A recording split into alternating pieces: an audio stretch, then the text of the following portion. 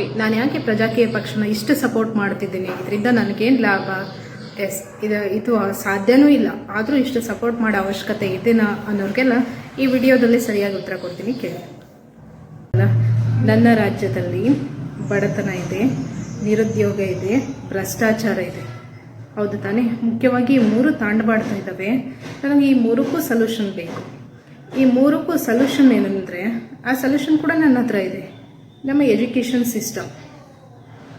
ಈ ಮೂರು ಪ್ರಾಬ್ಲಮ್ಸಿಗೆ ಕಾರಣನೂ education system, ಈ ಮೂರು ಪ್ರಾಬ್ಲಮ್ಗೆ ಸೊಲ್ಯೂಷನ್ ಕೂಡ ಎಜುಕೇಷನ್ ಸಿಸ್ಟಮು. ಸುಮಾರು 2 ವರ್ಷಗಳ ಕಾಲ ಶಿಕ್ಷಕಿಯಾಗಿ ಕೆಲಸ ಮಾಡಿರೋ ನನಗೆ ತುಂಬ ಚೆನ್ನಾಗಿ ಗೊತ್ತಿದೆ ನಮ್ಮ ಎಜುಕೇಷನ್ ಸಿಸ್ಟಮ್ ಯಾವ ಥರ ಇದೆ ಅಂತ. ಯಾಕತ್ತಾ, ಇಂದಿನ ಎಜುಕೇಷನ್ ಸಿಸ್ಟಮ್ ಹೇಗಿದೆ ಅಂದರೆ ಮಾರ್ಕ್ಸಿಗೆ ಸೀಮಿತ ಆಗಿದೆ. ಅಂದರೆ ನಾವು ತಗೊಳ್ಳೋ ಮಾರ್ಕ್ಸ್ ನೋಡಿ ನಮ್ಮ ಕೆಲಸ ನಿರ್ಧಾರ ಆಗುತ್ತೆ ಅನ್ನೋ ಭ್ರಮೇಲಿದ್ದೀವಿ. ಅಷ್ಟೇ ಯಾಕೆ, ಒಬ್ಬ ಡಿಗ್ರಿ ಮುಗಿಸಿ ಹೊರಗೆ ಬರುವಂತಹ ವಿದ್ಯಾರ್ಥಿನಿ ಅವರು ಮಾರ್ಕ್ಸ್ ಕಾರ್ಡ್ ಇಟ್ಕೊಂಡು ಹೊರಗೆ ಬರ್ತಾ ಇದ್ದಾರೆ.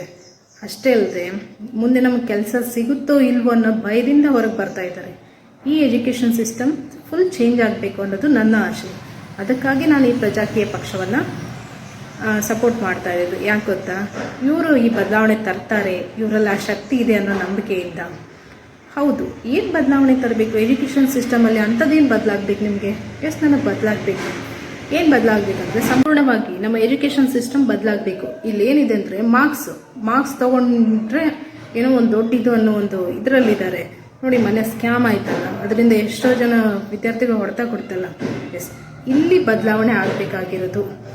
ನನ್ನ ಈ ಪ್ರಜಾಕೀಯ ಪಕ್ಷಕ್ಕೆ ನಾನು ಕೊಡುವಂಥ ಕೆಲಸ, ಗೆದ್ದರೆ ಈ ಪ್ರಜಾಕೀಯ ಪಕ್ಷಕ್ಕೆ ನಾನು ಕೊಡುವಂಥ ಕೆಲಸ ಏನಂದರೆ, ನನ್ನ ನಾಡಿನ, ನನ್ನ ರಾಜ್ಯದ ಸಹೋದರ ಸಹೋದರಿಯರು once they finished their degree, ಅವ್ರು ಡಿಗ್ರಿ ಫಿನಿಶ್ ಮಾಡಿ ಹೊರಗೆ ಬಂದರು ಅಂದರೆ ಅವ್ರು ಮಾರ್ಕ್ಸ್ ಕಾರ್ಡ್ ಇಸ್ಕೊಂಡು, ಮಾರ್ಕ್ಸ್ ಕಾರ್ಡ್ ತೊಗೊಂಡು, ಮಾರ್ಕ್ಸ್ ಪರ್ಸೆಂಟೇಜ್ ತೊಗೊಂಡು ಕೆಲಸ ಸಿಗುತ್ತೋ ಇಲ್ಲೋ ಅನ್ನೋ ಭಯದಿಂದ ಬರಬಾರ್ದು.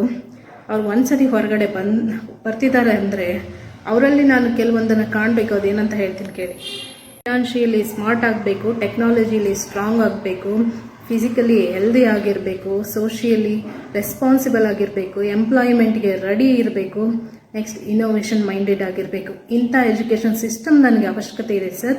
ಈ ಕೆಲಸವನ್ನು ನೀವು ಮಾಡ್ತೀರಾ ಅನ್ನೋ ಭರವಸೆ ಮೇಲೆ ನಾನು ನಿಮ್ಗೆ ಸಪೋರ್ಟ್ ಮಾಡ್ತಿರ್ತೀನಿ, ಹೊರತು ಬೇರೆ ಏನಕ್ಕೂ ಅಲ್ಲ. ಇವತ್ತಿನ ಎಜುಕೇಷನ್ ಒಂದು ವ್ಯಾಪಾರ ಆಗಿದೆ. ಇಲ್ಲಿ ದೊಡ್ಡ ದೊಡ್ಡ ಸ್ಕೂಲ್ಗಳು ಬೆಳೆದು ನಿಂತಿರೋ ಕಾರಣ ಏನಂದರೆ ಅವರು ಈ ಕಾನ್ಫಿಡೆನ್ಸ್ ಕೊಡ್ತಿದ್ದೀನಿ ಅಂತ. ಬಟ್ ಸರ್ಕಾರ ಶಾಲೆಗಳು ಈ ರೀತಿಯಾಗಿ ಬದಲಾಗಬೇಕು. ಈಗ ಎಜುಕೇಷನ್ ಅಂತ ಅಂದರೆ ಒಬ್ಬ ಪುವರ್ ಸ್ಟೂಡೆಂಟ್ಗೆ ಇದು ಒಂಥರ ಹೋಪ್ ಥರ ಇರಬೇಕು. ನೆಕ್ಸ್ಟ್ ಒಬ್ಬ ಆ್ಯಾವ್ರೇಜ್ ಸ್ಟೂಡೆಂಟ್ಗೆ ಕಾನ್ಫಿಡೆಂಟ್ ಕೊಡೋ ಥರ ಇರಬೇಕು. ಟ್ಯಾಲೆಂಟೆಡ್ ಸ್ಟೂಡೆಂಟ್ಗೆ ಒಂದು ವಿಂಗ್ಸ್ ಆಗಿ ಕೆಲಸ ಮಾಡಬೇಕು. ಇಂಥ ಎಜುಕೇಷನ್ ಸಿಸ್ಟಮ್ನ ಅವಶ್ಯಕತೆ ನನಗಿರೋದ್ರಿಂದ ನಾನು ನಿಮ್ಮ ಪಕ್ಷನ ಸಪೋರ್ಟ್ ಮಾಡ್ತಿದ್ದೀನಿ. ಆದ್ದರಿಂದ ನನಗೆ ನಾವು ಸಂಪೂರ್ಣವಾದ ಎಜುಕೇಷನ್ ಸಿಸ್ಟಮ್ನಲ್ಲಿ ಬದಲಾವಣೆ ಬೇಕು.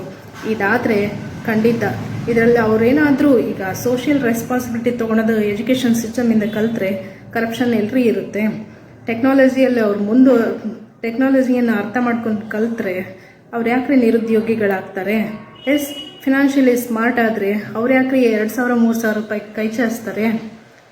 ಬದಲಾಗಬೇಕಾಗಿರೋದು ಎಜುಕೇಷನ್ ಸಿಸ್ಟಮ್ ಹೊರತು ಮತದಾರರಾಗಲಿ ಅಥವಾ ಅವ್ರದ್ದು. ಯಾಕೆ ಇದೊಂದು ಪ್ರಶ್ನೆ ಇದೆಯಲ್ಲ, ಎಲ್ಲ ದುಡ್ಡು ಇಸ್ಕೋತಾರೆ. ಯಾಕೆ ಇಸ್ಕೋತಾರೆ? Because of education system. ನಮ್ಮ ಎಜುಕೇಷನ್ ಸಿಸ್ಟಮ್ನ ಸ್ಟ್ರಾಂಗ್ ಮಾಡಿ ಯಾರು 1 ರೂಪಾಯಿನೂ ಇಸ್ಕೊಡಲ್ಲ, ಅಭಿವೃದ್ಧಿ ಮಾಡಯ್ಯ ನಾನೇ ನಿನಗೆ ಕೊಡ್ತೀನಿ ಅಂತ ಹೇಳ್ತಾರೆ. ಈ ಸಿಸ್ಟಮ್ ಬದಲಿ ಅಂತ ನಾನು ಬಯಸ್ತಾ ಇದ್ದೀನಿ ಅಷ್ಟೇ. ಪ್ರಜೆಗಳಿಂದ ಪ್ರಜಾಕೀಯ, ಪ್ರಜೆಗಳಿಗಾಗಿ ಪ್ರಜಾಕೀಯ, ಪ್ರಜೆಗಳಿಗೋಸ್ಕರ ಪ್ರಜಾಕೀಯ, ಮಟ್ಟ ಹಾಕಲು ರಾಜಕೀಯ, ನಮ್ಮಿಂದ ನಮಗಾಗಿ